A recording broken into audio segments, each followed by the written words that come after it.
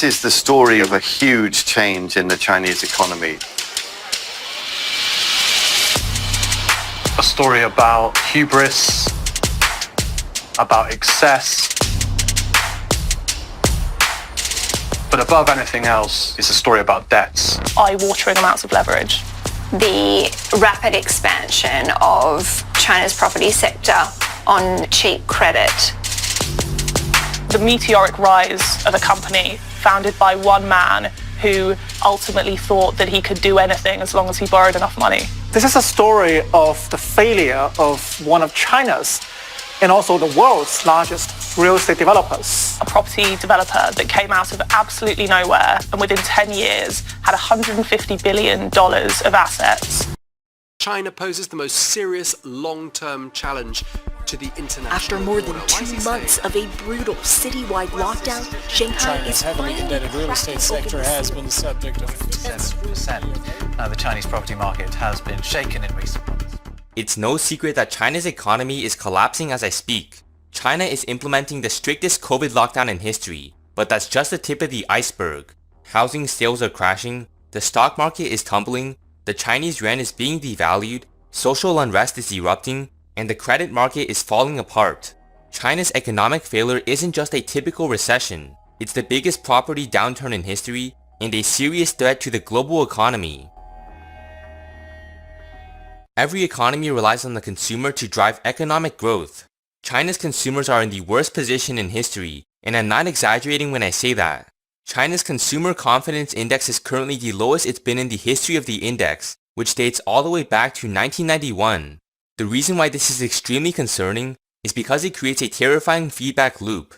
One man's spending is another man's income. If consumers are not spending money on goods, then consumers are not going to receive income.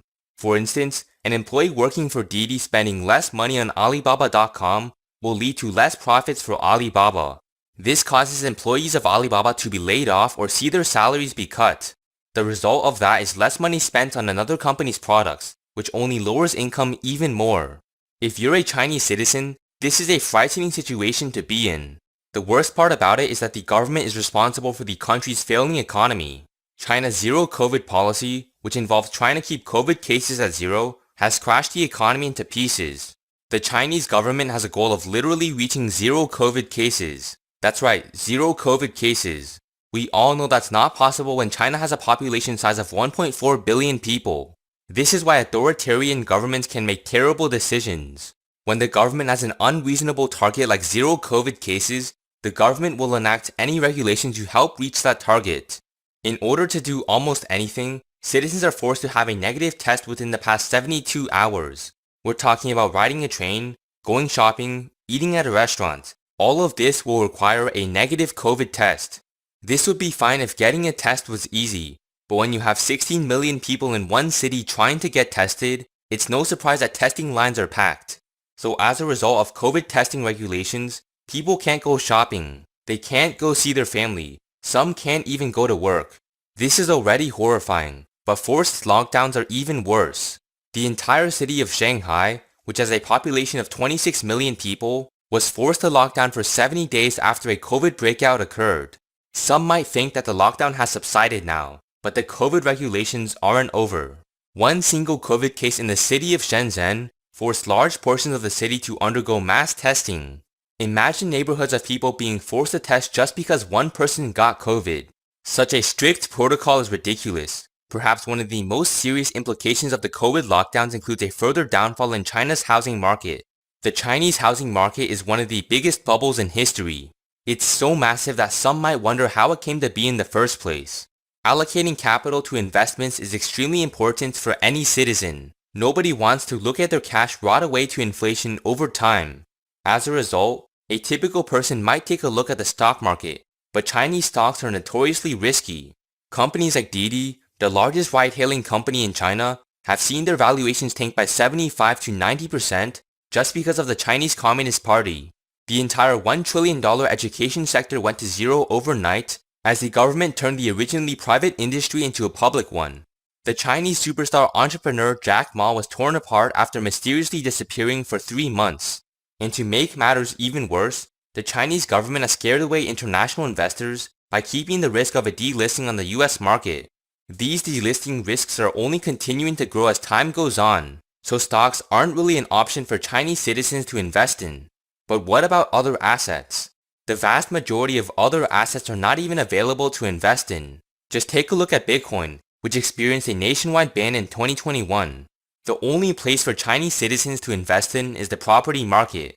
The problem with this is that there is too much capital looking for too little opportunities to invest in. Because Chinese citizens have nowhere to invest their money, a bubble has formed in the real estate market. Property developers have taken out billions of dollars of debt to quickly expand their real estate portfolios. From their perspective, taking out debt seems logical.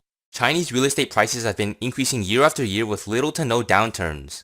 The debt pile has bubbled up for so long, and the government supported it the whole time. And as long as the government supported the increase of leverage, the size of the bubble only continued to grow.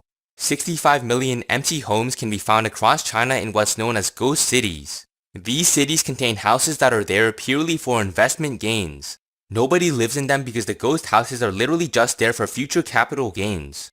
Investors were going to pass on the ghost houses generation by generation until what happens recently. The government can decide to crash the market at any time that it wants, and that's exactly what the CCP has done. President Xi has recently been talking down on real estate as investments as if he didn't support it over the past decade. To crack down on the property market, Xi has been implementing what is known as the 3 red lines. The 3 red lines put a cap on the amount of debt that property developers can have. If a property developer crosses 3 red lines, 0% debt growth is permitted. This is a serious issue for a significant amount of property developers because they need to pay their interest payments somehow. Companies like Evergrande used to simply take out more debt to pay off their interest, but that's not possible anymore. Evergrande has already crossed all 3 red lines, which means that they cannot take out any more debt. The only possibility left is to sell properties to pay off the debt. But who's going to buy the properties? Property developers certainly can't, as they're all trying to scramble to the 3 red lines. Not only that, but nobody wants to buy properties in a sector where the CCP is purposely crashing the market. An increasing number of Chinese property developers are now on the brink of default. In the 2009 Asian financial crisis, the bonds of 3 Chinese property developers were deemed as risky by Moody's research. That number has now increased to 24. The housing bubble didn't just appear out of nowhere. It was built over decades of growing liabilities. Debt levels in the property sector increased from $100 billion to over $1 trillion from 2010 to 2019. That is a 10x increase in debt in just 9 years, which is certainly not sustainable. The Central Chinese Bank has tried to support the housing market by cutting mortgage rates, but that clearly hasn't been very effective so far. Lowering interest rates in an over-leveraged market is like giving cigarettes to someone with lung cancer. It's already a serious problem, and the government's recent actions only worsen the problem. Sales of residential buildings are down over 41% year over year. Such a frightening drop is unprecedented and exceeds that of 2008 and 2014. One of the biggest Japanese financial companies, Nomura Holdings, called this the worst property downturn on record, which isn't even an exaggeration. The number of rating cuts on Chinese developers is also at an all-time high, with rating cuts still continuing to happen right now. Property developers are stuck with the overwhelming problem of debt, and they have no way to pay it off. Even the ones below the 3 red lines are still doomed to fail inside an environment like this. So why is this all important? As mentioned previously, real estate is the only asset class that Chinese citizens can invest in. Economists value the Chinese real estate sector at $55 trillion, almost 3 times more than the entire US GDP. Real estate and related sectors account for roughly 28% of China's total GDP. A 50% drop in Chinese real estate could easily cause a global recession.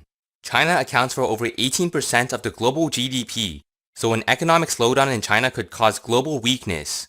Some might think that China's crash is a short-term issue, but that's not quite true. China's economic collapse isn't just in real estate. Some economists marvel at China's astonishingly quick GDP growth, but they fail to see the underlying issues that were created. All of China's economic growth was fueled by a disproportionate increase in debt. China was once a country with relatively low debt levels, but the country's total debt has quickly grown to almost 4 times the entire country's GDP. The credit market is already faltering as a result of China's overextended debt levels. Lenders don't want to lend out money in an economy that is struggling to stay afloat. China's new loans have plunged to the lowest level in 5 years. The Chinese central bank is desperately trying to encourage lenders to boost loans, but the economic outlook is simply too grim to increase lending. The result of all these economic issues is the downfall of the Chinese yuan. Spurred by internal economic struggles, the Chinese yuan is currently undergoing the worst devaluation in history. While the US Federal Reserve is sharply raising interest rates, China's central bank is cutting interest rates as fast as possible. This is because unlike the US economy that appreciated in 2021 due to quantitative easing, the Chinese economy has no leeway to raise interest rates. The Chinese yuan to US dollar exchange rate has recently increased by a drastic amount. This graph shows the yuan per dollar conversion rate. This means that for every dollar, this graph shows the amount of yuan you would receive. You can see how recently, the Chinese yuan has suddenly been devalued. The yuan per dollar has increased from 6.4 to 6.6 within an extremely short period of time. This means that for every dollar, you would get 0.2 more yuan than before. That might not seem like much, but it's the yuan's worst month in history. The last time a quick yuan devaluation like this has happened was in 2015. This came as many doubted China's free market commitment, as the yuan's currency rate was purposely manipulated to prop up the Chinese economy. The 2015 panic led to $1 trillion flowing out of the yuan. With the yuan currently dropping even more than 2015, we could see $2 or even $3 trillion in capital outflows out of the yuan. The reason why the Chinese government has allowed, if not encouraged, the yuan to crash is because it theoretically supports the economy in the short term. As the yuan becomes devalued, Chinese goods become cheaper. After all, if the US dollar can be exchanged for more yuan, then more Americans will purchase Chinese goods. The issue with a currency devaluation is that export-driven economies will suffer. Because India had to compete with China for exports in 2015, the Indian currency plunged to a 2-year low. China's yuan devaluation could bring down the entire emerging market with it since they rely heavily on exports.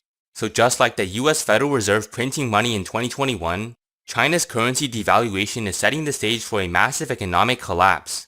China's government knows this too well, but just like an addictive drug, they can't stop stimulating the economy. China recently released a package that contains 33 new stimulus measures. The total stimulus amount has now increased to $5.3 trillion, which is even more than that of 2021. A breakdown of this stimulus will show you that most of the budget comes from 26.7 trillion yuan in general budget expenditures. China will tell you that this spending is for a temporary COVID breakout, but they're just trying to cover much more serious issues. Those of you who don't live in China might think that you're protected from China's collapse. The device you're using to watch this video on was probably made in China. China is a manufacturing superpower that accounts for roughly 28% of manufacturing globally. A sudden crash in China's economy will put substantial strain on manufacturing worldwide. With a lower supply of goods, countries worldwide will experience much higher prices all across the board. The continent that will face the worst impact of them all is Europe. The European Union depends on China for almost all of its metal. China accounts for roughly 75 to 100% of the EU's total metal supply. Out of the 30 critical raw materials, 19 of them mainly come from China. One instance of this is magnesium. China supplies 98% of the EU's magnesium supply. Imagine what's going to happen when 70 to 90% of the metal supply suddenly fades away. Commodity prices will skyrocket, causing even more strain on the EU as well as other economies. Let me know what you think about China's economic collapse. Are you concerned at all? If you enjoyed this video,